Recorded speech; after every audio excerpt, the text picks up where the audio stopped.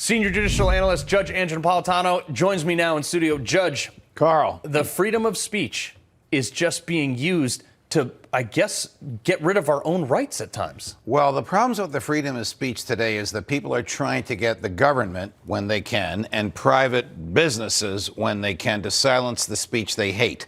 This happens on college campuses, which used to be an absolute place for freedom of speech.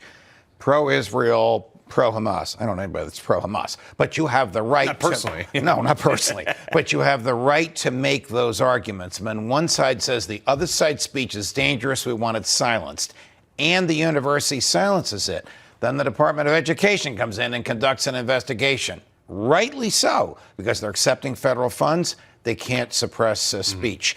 Take that one step forward, and you have the federal government interfering with speech in ways that we don't even realize by talking these guys that operate our mobile devices using a carrot or a stick to suppress the speech that the government hates and fears and promote the speech that the government likes. This was done in the Trump administration without President Trump knowing about it. He was the target of it. He was the victim of it, and the feds got away with it. Yeah. That is being litigated as we speak. It's before the Supreme Court of the United States. Will they keep the government outside of our mobile devices? I think the answer is going to be yes, the feds should stay the heck out. The irony is that Apple refused to turn over the password to an iPhone and help unlock it because they were going after a terrorist. So they kept that safe. Correct. But us right-wing people were SOL.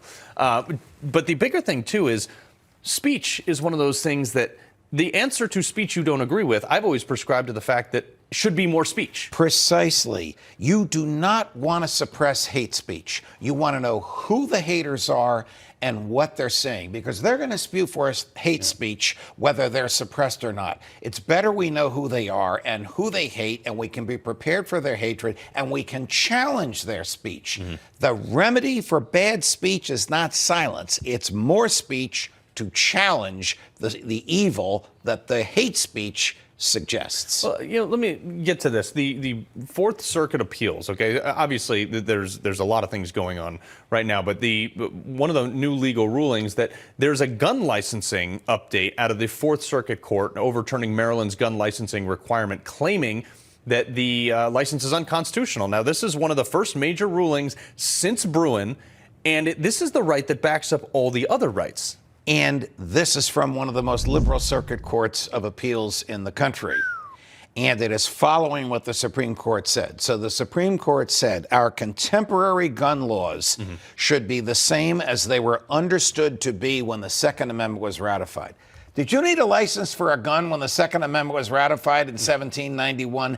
Absolutely not. So the Fourth Circuit has done the right thing. Will the Supreme Court uphold it? Prediction? Yes. And then other circuit courts will follow. Oh, so it is being challenged then by by Maryland? Yes. Wow. Oh, yeah. Maryland, which is still a liberal haven, will aggressively challenge this. I don't even know if the Supreme Court will hear the challenge, because the court will probably say the Fourth Circuit got it right, leave us alone. I like that. Well, I'm anxiously awaiting the high-capacity magazines and the AR-15 cases that are going forward, I think, in like 4 different states to the Supreme Court. More guns, less crime. Yeah, there's a fantastic article before we get to the next question. Mark Close, Guns Are Civilization, makes the case that there's 2 ways we can reason with each other: force and persuasion. If you have a gun and I have a gun, I can only persuade you. I can't use force. There you go. I want to move on to Trump, where the judges and the attorneys for the former president are battling over an appeal of this ridiculous gag order. Now, this is the D.C. gag order. Correct. So they had an oral argument yesterday, and the judges were pretty aggressive against Donald Trump's lawyers. Look, Shock. I believe, not a shock, I believe that the First Amendment is absolute. You can say whatever you want. You're running for president of the United States, you can say whatever you want. You're private citizen Donald Trump, you can say whatever you want. You're criminal defendant Donald Trump, you can say whatever you want. But most judges don't believe that. They believe the integrity of the criminal process requires silencing the defendant.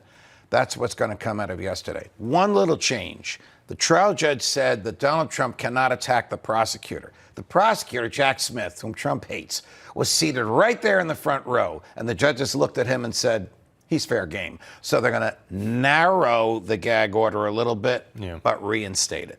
Yeah, well, the guy is running for president. I don't know how you... Well, that's the second issue. How do you enforce it? Yeah. They can't put him in jail. How do you enforce it? Can you imagine if they A put him in $10,000 fine is nothing to him. How do you enforce it? Yeah, I want to go to Colorado, where the judge did engage in this. Trump said he did engage in insurrection on January 6th, which still he hasn't been charged with that, and he hasn't been convicted of that. But this ruling has already been appealed. This is regarding him going onto the ballot. So what the heck are they doing in Colorado? Okay, so are they higher than Denver? It could be. The 14th Amendment says anybody who once swore an oath to the Constitution and then supported or engaged in insurrection cannot run for federal office. Some group of lefties challenged the ability of Colorado to put Donald Trump on the ballot. He did take an oath to support the Constitution when he became president, and according to them, he engaged in insurrection. They had a trial. Trump participated in the trial, not personally, but with lawyers. Right. The trial judge found he did participate in insurrection, a very dangerous finding, in my view, that Trump must appeal. Now, Trump may not appeal it because she also found that the 14th Amendment doesn't apply to the president because it doesn't mention the name president in the amendment. So she ruled that he stays on the ballot, even though she found he did engage in an insurrection. That finding of hers is very dangerous for Donald Trump, and I urge him to appeal this because that finding may very well be followed by other judges in other states. They don't want to retry what she, the Colorado judge, already tried. I think she's a nut job. But Judge Andrew Napolitano. Carl, what a pleasure to be with you. Awesome Thank you, my having you, friend. sir.